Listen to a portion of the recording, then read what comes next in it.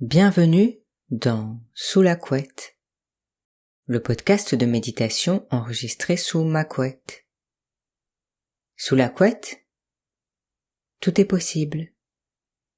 Alors rejoignez-moi sous votre couette pour oublier la réalité et vous laisser rêver. Aujourd'hui, nous nous retrouvons pour un deuxième épisode spécial. Après nous être interrogés sur ce qu'est la méditation, nous allons nous demander à quoi sert l'imagination.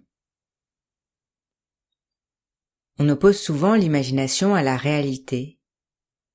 On pense qu'il y a une délimitation très nette entre réalité et imagination. D'un côté, la réalité se baserait sur ce qui existe, ce qu'on peut voir et percevoir. Se baser sur ce que l'on peut voir et percevoir, c'est ce que fait un raisonnement logique. Ce raisonnement logique, on comprend facilement ce qu'il apporte dans nos vies. On le retrouve notamment dans la méthode scientifique, qui nous a apporté entre autres un confort physique par la médecine, ou bien un confort matériel par la technique par exemple. Ce raisonnement logique, il est incroyablement enrichissant pour l'humanité. De l'autre côté, l'imagination se baserait sur ce qui n'existe pas, ce qu'on ne peut percevoir qu'en le projetant dans son esprit. On a plus de mal à comprendre ce que nous apporte l'imagination au quotidien.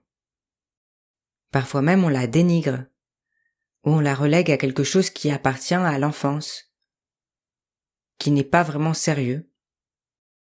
Je ne pense pas forcément que c'est par mépris, mais plutôt parce qu'on a du mal à saisir comment l'imagination interagit avec ce qui existe, ce qu'on appelle communément la réalité.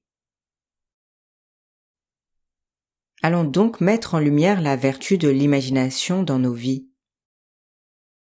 En parlant de vie, revenons au début de celle-ci. Je vous préviens, on va faire un grand détour, mais faites-moi confiance, tout ça, ça mène quelque part. À la naissance, on est propulsé dans l'existence. Au début de notre vie, si on a de la chance, on est entouré par des personnes, nos parents ou autres qui font des choix pour nous, qui agissent pour protéger notre vie.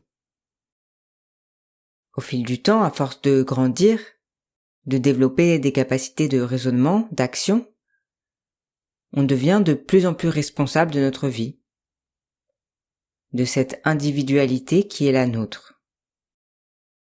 On ressent notre instinct de survie, qui est en réalité notre amour-propre, et qui nous encourage à protéger notre existence. Pour protéger cette existence, qui est animée, en mouvement, on doit agir. Et agir, ça demande de faire des choix. La vie est pleine d'aléas, et on cherche donc des sources d'informations fiables sur lesquelles se baser pour faire nos choix. Pour faire ces choix, on fait constamment, plus ou moins consciemment, des calculs de probabilité pour savoir quelle action va être la plus favorable pour protéger notre vie.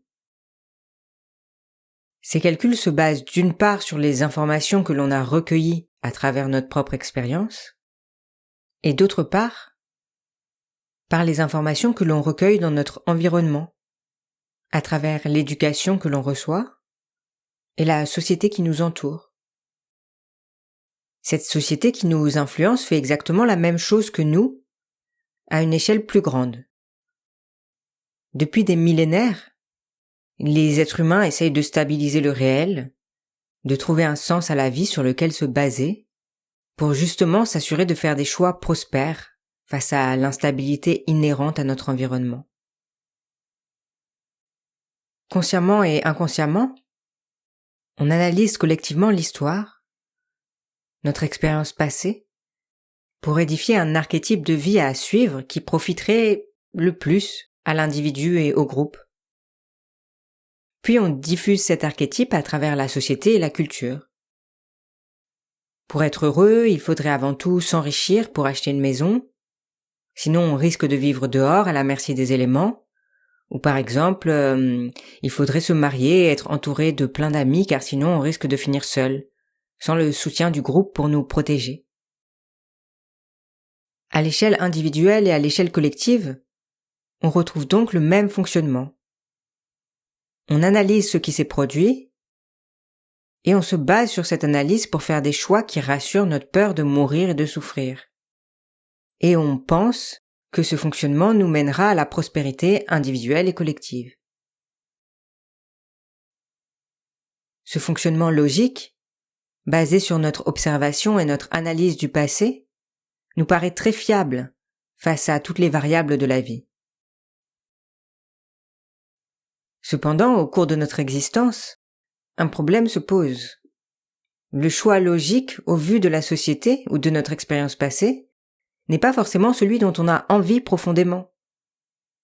Par exemple, on pourrait avoir profondément envie de poursuivre une carrière risquée financièrement. Et au vu de ce que la société, ce que le groupe a retenu de ses expériences passées, on choisirait peut-être de réprimer notre envie au profit d'une carrière plus probable d'assurer notre survie matérielle. Ou encore, on pourrait avoir envie de s'essayer à la danse, mais dans le passé, on nous a dit qu'on dansait très mal. On va donc faire notre calcul et se dire que si on nous a déjà dit qu'on dansait mal, c'est probable que ça se produise à nouveau, puisque ça s'est déjà produit. Donc on va peut-être s'empêcher de s'essayer un cours de danse. Nos désirs profonds sont sacrifiés au profit de choix logiques basés sur des expériences personnelles et collectives passées. Et c'est tout à fait compréhensible de faire ces choix logiques parce qu'aller à l'encontre de nos conditionnements ou surpasser l'impact d'expériences passées, qui sont peut-être douloureuses, c'est extrêmement difficile et parfois ça peut être même réellement dangereux. Toutefois, de temps en temps, ça vaut le coup de questionner les conclusions logiques émises par nous-mêmes ou la société. De voir si c'est réellement inévitable de sacrifier ces parties de nous-mêmes, ces envies qui enrichissent nos vies. Et c'est là que notre capacité à imaginer nous révèle toute sa valeur. En réalité, tout ce qui a été observé, ça n'est pas tout ce qui peut se produire. En se basant uniquement sur ce qu'on a perçu, ou ce que la société a perçu, on fait des conclusions hâtives sur tout ce qui pourrait exister, ou même ce qui existe réellement. Notre perception humaine est très limitée, en tant que groupe et en tant qu'individu. Ce que l'on peut observer est infime. Nos sens, notre intelligence est limitée. L'histoire humaine est très courte à l'échelle de l'univers. Ce que nous avons observé jusqu'ici forme un aperçu très partiel de ce qui peut se réaliser. Si on se base uniquement sur ce qui est le plus probable d'arriver, à partir de cet aperçu partiel, on ne le dépassera jamais. Il est donc important d'utiliser son imagination pour produire aussi des scénarios qui défient ces probabilités. Pour reprendre l'exemple de tout à l'heure, ça vaut peut-être le coup d'imaginer qu'il y a sûrement plein de types de danses qu'on ne connaît pas encore. Et qu'en les découvrant, on en rencontrera peut-être une qui se rapproche de notre manière de bouger. Ou si on veut se lancer dans une aventure professionnelle risquée, ça vaut le coup d'imaginer que peut-être d'autres personnes sont aussi animées par ce désir, et que certains souhaiteraient s'associer avec nous pour avoir le courage de prendre ces risques ensemble. Imaginer, projeter des constructions de l'esprit qui a priori n'existent pas, ça sert à contrecarrer notre tendance à réduire le réel uniquement à ce qu'il perçoit aujourd'hui. Nous baser uniquement sur ce qu'on perçoit, c'est rassurant mais ça tronque la réalité. On l'enferme dans une toute petite partie des expériences possibles de notre univers. Contrairement à ce qu'on pense, au final, l'imagination nous rapproche souvent de la réalité. En usant à la fois de la logique et de l'imagination, en équilibrant l'usage des deux, on arrive à constituer une image plus fiable de ce qui est ou de ce qui pourrait être. l'imagination nous rappelle qu'il existe des mondes au-delà de ce qu'on peut percevoir et de ce qu'on a emmagasiné comme expérience.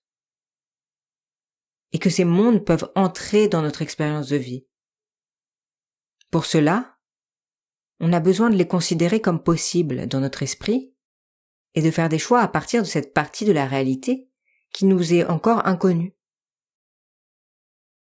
Il est bénéfique et prospère pour un individu comme une société de cultiver son imagination, pour ne pas stagner, pour ne pas répéter à l'infini uniquement ce dont il ou elle a déjà fait l'expérience.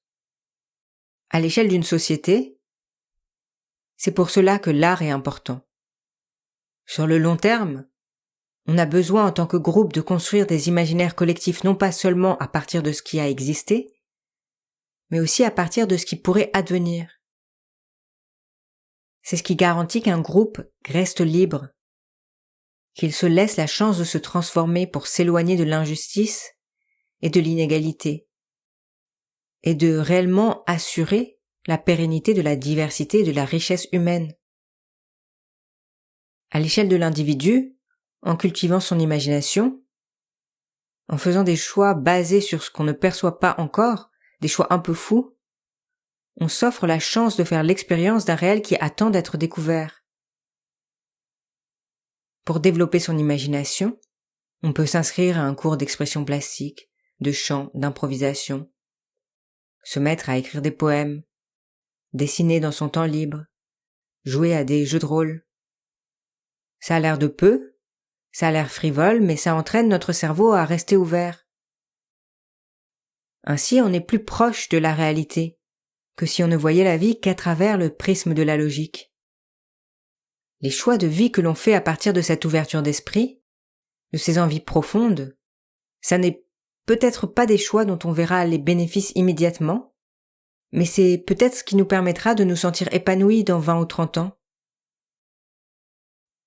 Dépenser de l'argent pour jouer d'un instrument et créer de la musique avec un groupe d'amis, ça paraît peut-être pas raisonnable aujourd'hui, mais ça contribue à laisser la richesse de la vie agir en nous et à cultiver une mentalité qui sait que tout est encore à réaliser. Voilà pour le moment de positivité. Au cours de cet épisode, nous avons donc vu par quel mécanisme notre imagination contrebalance la tendance de notre raison à réduire la réalité uniquement à ce qu'on perçoit. Cultiver son imagination est important, permet de faire des choix qui prennent en compte toutes les parties du réel et laisse une part à celles qu'on n'a pas encore perçues depuis notre incroyable mais tout petit prisme d'être humain. Désormais, vu qu'on est quand même dans un podcast de méditation, nous allons nous installer confortablement, détendre les muscles de notre visage, de notre front,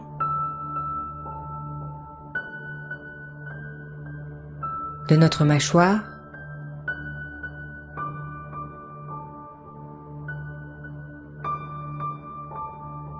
nous laissons tomber nos épaules et nous fermons nos yeux.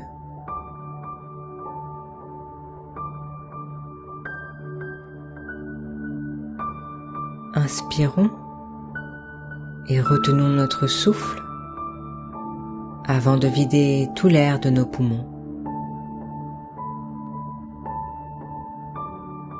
Puis revenons à une respiration naturelle. Notons comme notre inspire se transforme aisément en expire.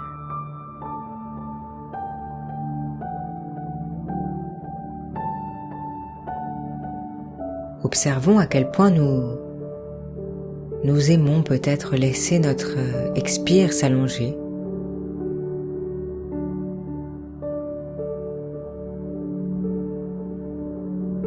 Expérimentons avec notre souffle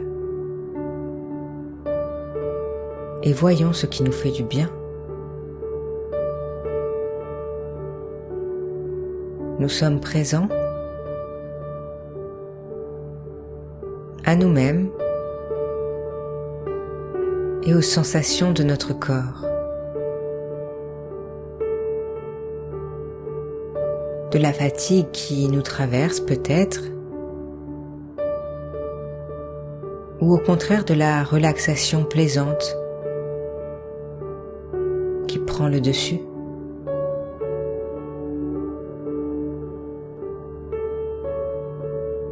Nous profitons de ce souffle qui rythme nos instants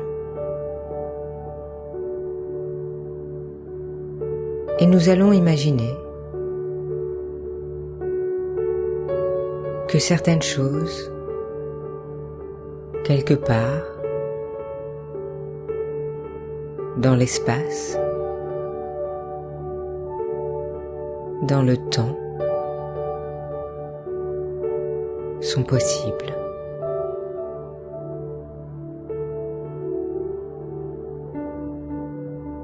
Nous imaginons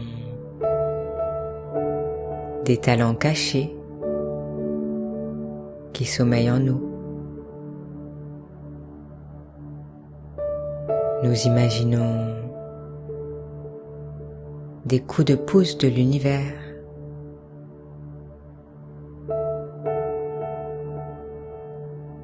Nous imaginons des amitiés complices inattendues. Nous imaginons l'apprentissage de nouvelles langues. Nous imaginons la découverte d'œuvres d'art qui expriment exactement ce que l'on ressent au plus profond de nous. Nous imaginons un voyage rempli de paysages inconnus.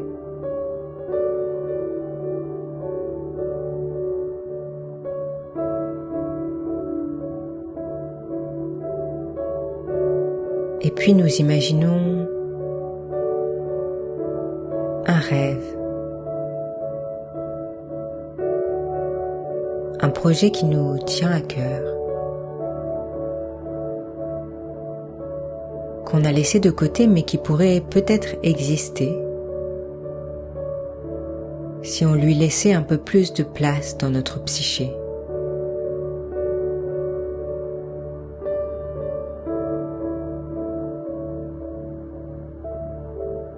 Profitons de cette méditation pour lui laisser de la place. Toujours un peu plus de place. Jusqu'à ce qu'il emplisse notre être. Ce rêve.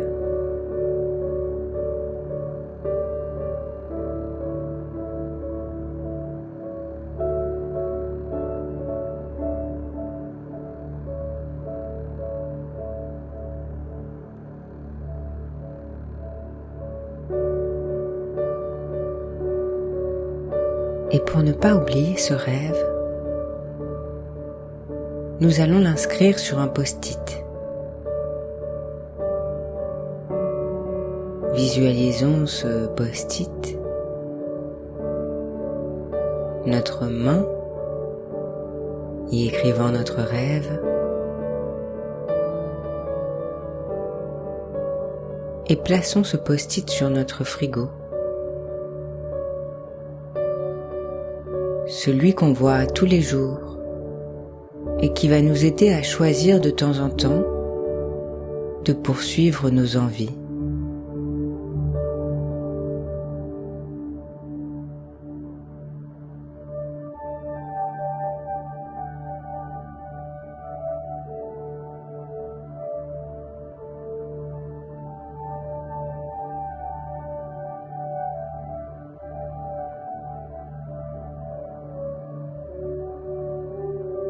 Inspirons,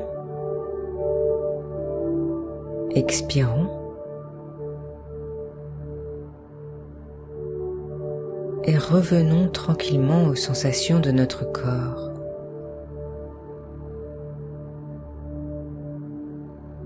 À la sensation de nos vêtements sur notre peau,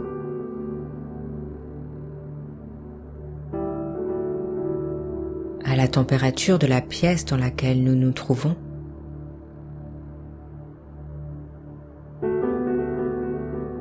Et tout doucement, lorsque nous nous sentons prêts, ouvrons délicatement nos superbes yeux.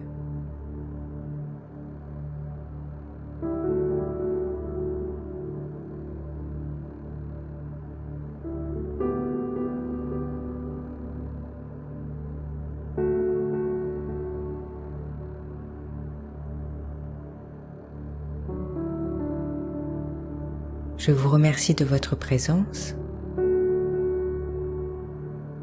Ce fut un plaisir de partager mes réflexions avec vous.